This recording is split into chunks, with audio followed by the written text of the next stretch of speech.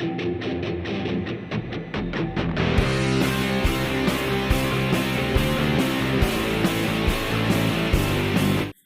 student, welcome to my YouTube channel. Today I am going to explain you important questions and answers of your textbook, which is Special English Class 12th MP Board, the third lesson, Goodbye Party for Miss Puspa TS. It has only 4-5 questions, but I am going to explain you 3 short questions, short answer type questions, sorry, 4 short answer type question and 1 long answer type question. So start करते हैं first question से. What qualities of Miss Puspa TS are evident from the speaker's address? Question का मतलब है कि speaker जो address करता है, जो संबोधन करता है, उस संबोधन में वो मिस पुष्पा की कौन कौन सी क्वालिटी का प्रमाण देता है. आंसर है the speaker reminds the friends of miss Pushpa sweetness which is both internal and external.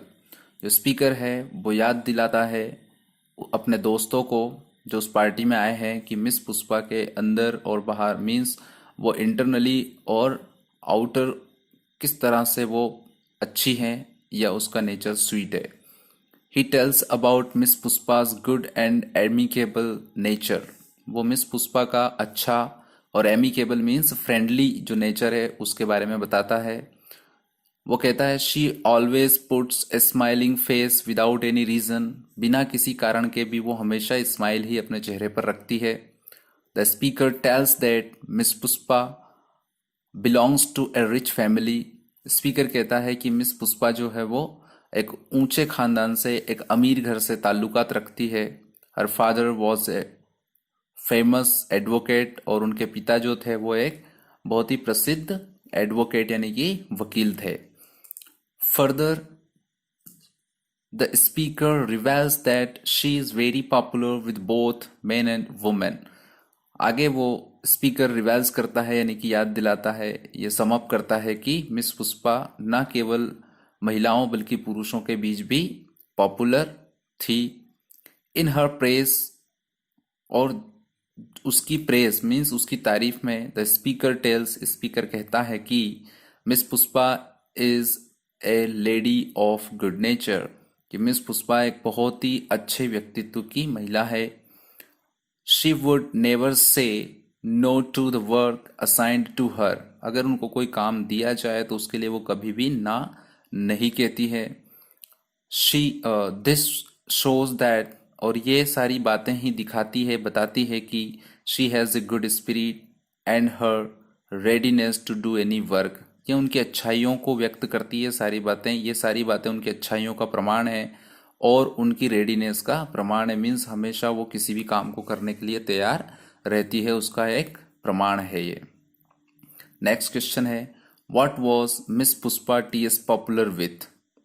Miss Pushpa जो थी वो किन किन के बीच में पॉपुलर थी. तो आंसर है goodbye party for miss Pushpa T S is a nice poem written by Nissim Ezekiel. Miss Pushpa जो पोयम है ये उनके जो राइटर है वो यानी कि पोएट जो है वो निसिम इज़गिल है. बहुत ही अच्छी नाइस पोयम है ये. In this poem a party is organised. इस पोयम का जो थीम है वो एक पार्टी की है. मीन्स इसका बैकग्राउंड जो है वो एक पार्टी का है. वो पार्टी ऑर्गेनाइज की जाती है किन के द्वारा? By the friends of miss Pushpa. Miss Pushpa के दोस्तों के द्वारा. To wish her bon voyage. Bon voyage means happy journey. तो मिस पुष्पा को हैप्पी जर्नी बोलने के लिए पार्टी रखी जाती है on her departure to foreign land.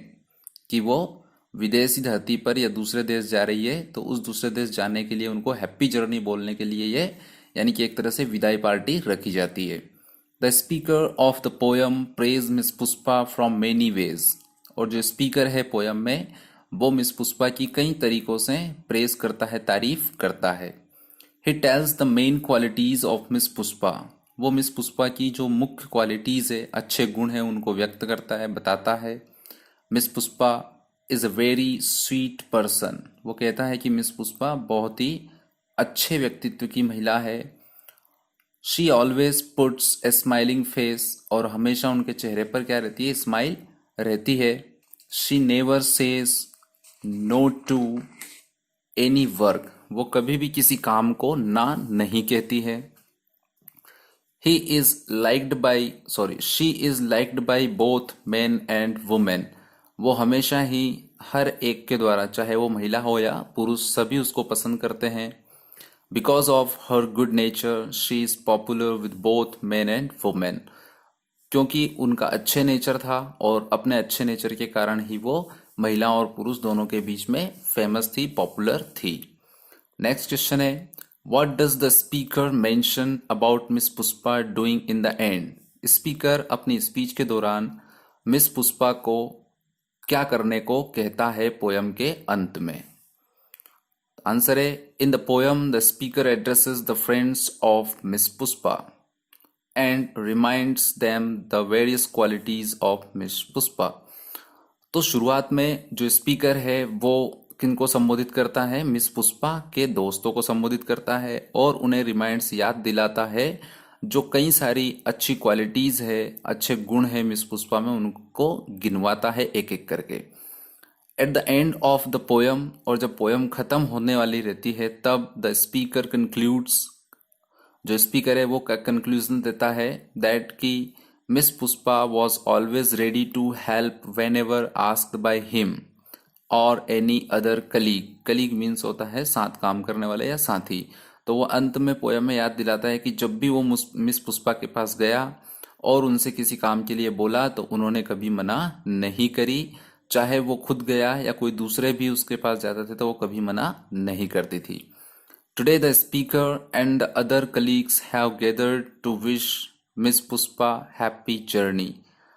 आज जो पार्टी रखी गई है उस पार्टी में स्पीकर और मिस पुष्पा के जो कलीग्स हैं वो इकट्ठा हुए हैं, क्या करने के लिए, मिस पुष्पा को हैप्पी जर्नी विश करने के लिए, यानी कि शुभ यात्रा कहने के लिए। As she is going abroad to improve her prospects, क्योंकि वो अपनी संभावनाओं को बढ़ाने के लिए, उनको इम्प्रूव करने के लिए, प्रॉस्पेक्ट्स मीन संभावना होती है बट यहाँ पर नॉलेज, या हम बोलते हैं कि स्टडी हो सकता है, तो स्टडी या अपने नॉलेज को, ज्ञान को बढ़ाने के लिए वो विदेश जा रही थी। After the speech is over, उसने कहा कि जैसे मेरी स्पीच ओवर होगी, the speaker asks other speakers to speak and says that miss Pushpa will sum up. उसने कहा कि उसकी स्पीच खत्म होने पर उसने कहा कि अगर दूसरे स्पीकर आना चाहते हैं, वो कुछ कहना चाहते हैं तो वो कह सकते हैं, और बाद में मिस पुष्पा जो है वो इसका समअप करेगी, यानी कि समापन कर देगी। After the speech of other colleagues, जो अदर कलीग्स है उनकी स्पीच के बाद मिस पुष्पा आकर और उसको कंक्लूड कर देगी, यानी कि समअप पार्टी का कर देगी। नेक्स्ट क्वेश्चन है, in what veg does miss Pushpa show her good spirit. किन किन मायनों में, किन किन तरीकों से मिस पुष्पा जो है वो ये शो करती थी कि वो एक अच्छी औरत है या एक अच्छी महिला है। आंसर है, the speaker praises miss Pushpa and tells that, जो स्पीकर है वो तारीफ करता है मिस पुष्पा की और कहता है कि she has good spirit in his speech, उसकी स्पीच में कहता है कि वो एक बहुत अच्छी महिला है। ही टेल्स सो, वो ऐसा कहता है क्योंकि because of her sweet nature, उनके अच्छे व्यक्तित्व के कारण वो ऐसा कहते हैं, उनके अच्छे कैरेक्टर के कारण वो ऐसा कहता है। She was a sweet person not only externally but also internally, वो ना केवल बाहरी दिखावा करती थी यानी कि स्वीटनेस का, बल्कि वो अंदर मन से भी उतनी ही स्वीट थी, या उनका नेचर मन से भी उतना ही अच्छा था। She always kept smiling face, उनका जो चेहरा था उसके हमेशा स्माइल रहती थी। However she belongs to a rich family, हालांकि वो एक ऊंचे परिवार से, अमीर परिवार से संबंध रखती थी। But she never says no to any one for her help, परंतु वो कभी भी अपनी मदद के लिए किसी को ना नहीं कहती थी। She always helps to all her colleagues, वो हमेशा अपने कलीग्स की हेल्प करती थी। She never say no to any work assigned to her, जो भी काम उनको दिया जाता था उसको वो कभी ना नहीं करती थी। All these qualities of miss Pushpa make her good spirited person, तो ये सारी चीज़ें जो है, ये सारी क्वालिटीज़ जो बताई गई हैं, ये सारी क्वालिटीज़ की वजह से ही वो एक अच्छी नेचर की महिला थी। लॉन्ग वाला क्वेश्चन है, सीखा वो देखते हैं। इसमें दो क्वेश्चन है, बट जो फर्स्ट क्वेश्चन है वही इंपॉर्टेंट है। What features of Babu English are suggested in the poem, give illustration. क्या फीचर्स है, क्या क्वालिटीज है जो कि पोयम को बताते हैं कि पोयम बाबू इंग्लिश में लिखी गई है ना। वो सजेशन देने वाली आपको एग्जाम्पल्स देना है, गिव इलिस्ट्रेशन मतलब उदाहरण देकर आपको समझाना है क्यों। तो पोयम, जब मैंने पोयम का वीडियो अपलोड किया था, तो पोयम के वीडियो में मैंने आपसे कहा था कि ये जो पोयम है वो एक सिंपलेस्ट लैंग्वेज ब्रोकन इंग्लिश में लिखी गई है, हम कह सकते हैं ब्रोकन लैंग्वेज में है, जिसमें ग्रामेटिकल मिस्टेक्स है ना, और लिंग्विस्टिक मिस्टेक जो है इसमें है। तो अभी हम देख लेते हैं उसके एग्जाम्पल्स के साथ ये आंसर है, तो हमें और अच्छे से समझ में आ जाएगा कि बाबू इंग्लिश होती क्या है।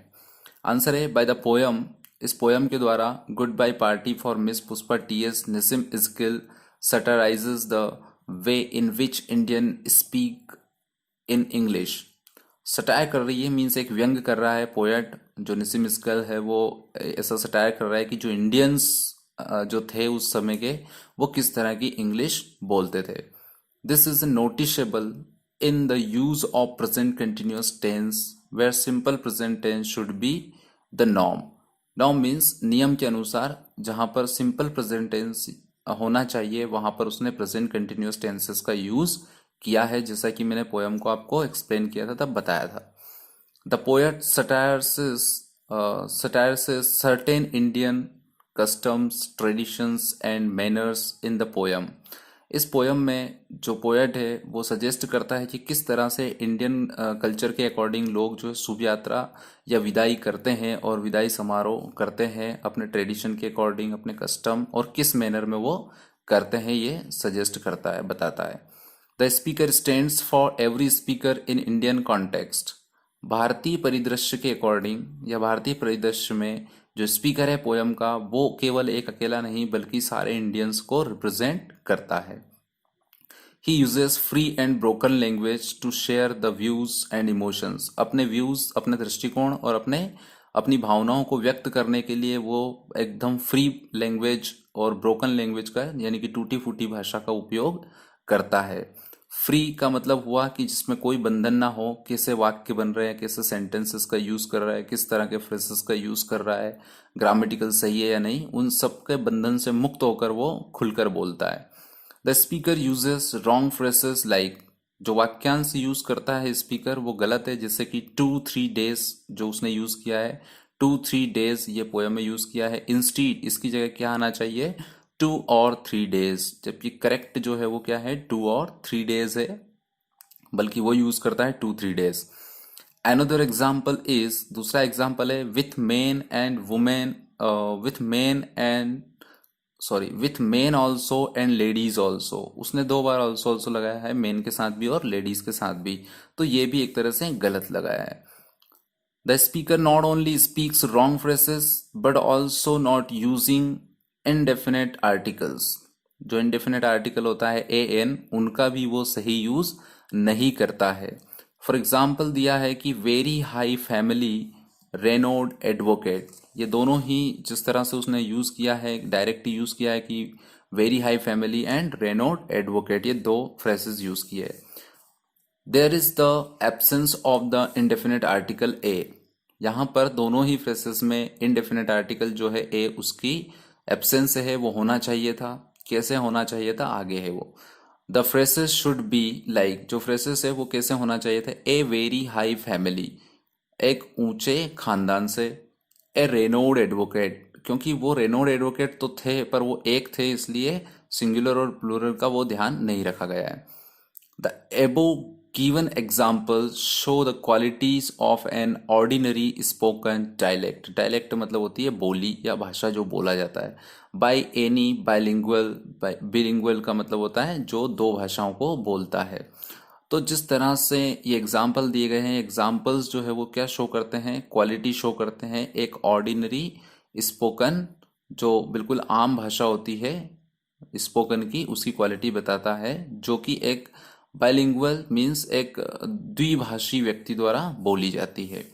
इन द पोयम, इस पोयम में, the language used by the poet is an ordinary language with linguistic mistakes. भाषा ही गलतियों के साथ बहुत ही आम भाषा का उपयोग इस पोएट ने स्पीकर के माध्यम से किया है। That is called Babu English, और उसको हम बाबू इंग्लिश कहते हैं। Means in simplest way we can say that when we are using a broken language without following the rules and regulations of linguistic or that particular language, उस particular language के बिना कोई rules और regulation का पालन करते हुए हम जिन वाक्यों का प्रयोग करते हैं, when we are not focusing on the tenses, we are not caring about articles, determiners, connectors, जब हम इन चीज़ों की परवाह ही नहीं करते हैं, and when we are speaking freely, जब हम फ्रीली यूज़ करते हैं, ठीक है, बिल्कुल without caring about any rules mechanism of any language, जब उस लैंग्वेज का मैकेनिज्म यूज़ किए बिना, उसकी परवाह किए बिना हम यूज़ करते हैं, तो that kind of language is known as broken. But here the poet uses English language, therefore it is called Babu English. इसको बाबू इंग्लिश दिया है क्योंकि उस जमाने में बाबू नाम के लोग, मतलब बाबू लोग जो थे वो बहुत ज़्यादा हुआ करते थे, अंग्रेज हुआ करते थे, है ना। तो उनके जाने के तुरंत बाद हमारे लोग क्या कर रहे थे, कॉपी कर रहे थे, वेस्टर्न कल्चर को कॉपी कर रहे थे। तो ये उस समय की है, इसलिए उसको एक बाबू इंग्लिश कहा गया है। पोएट ने डायरेक्टली व्यंग्य किया है कि why we should not follow our own tradition and culture. हम अपना ही कल्चर, हमारा अपना ही ट्रेडिशन क्यों फॉलो नहीं करें। Why we are using the language which is not our own, means the language is not our native language. Poet कह रहा है कि हमारी नेटिव लैंग्वेज जो है वो हम यूज़ नहीं कर रहे हैं। क्यों नहीं कर रहे हैं? हिंदी जो है वो सबसे स्वीट लैंग्वेज है, बहुत प्यारी भाषा है। उसमें संबोधन जो करते हैं हम किसी को, उसके उच्चारण जो करते हैं, अगर सही से उच्चारण करते हैं तो बहुत ही मधुर भाषा है, बहुत ही कर्ण प्रिय, मीन्स कानों को अच्छने वाली भाषा है। तो हम उसका यूज़ क्यों नहीं करते? स्टिल टुडे मैं भी आपको इंग्लिश पढ़ा रहा हूँ, इंग्लिश यूज़ कर रहा हूँ, but this is compulsory for us. हमें सीखना है उसको, ऐसा नहीं कि सीखना नहीं है। मैं आपको नेगेटिव नहीं कर रहा हूँ इंग्लिश सीखने के लिए, बट मैं आपसे ये कहना चाह रहा हूँ कि we must be strong at our mother tongue. हमारी मदर टंग में हमें स्ट्रांग रहना है, ठीक है। कई सारे स्टूडेंट्स को मैंने देखा है कि इंग्लिश मीडियम में पढ़ रहे हैं, इंग्लिश मीडियम में पढ़ रहे हैं, ठीक है, बचपन से इंग्लिश मीडियम में पढ़ रहे हैं, but after twelfth they are nothing in both the languages. ना तो वो हिंदी में कुछ अच्छा होते हैं, ना ही इंग्लिश में कुछ अच्छा होते हैं, तो वो बीच में लटक गए, और जो बीच में लटक जाते हैं उनका कुछ नहीं हो सकता। So be careful when you are going to learn English. You must not forget your own language, I mean to say Hindi. तो आपको नहीं भूलना है। होप ये क्वेश्चन आंसर आपको बहुत अच्छे से समझ में आया होगा। मेहनत करिए, अच्छा रिजल्ट लेके आइए, सब कुछ अच्छा होगा।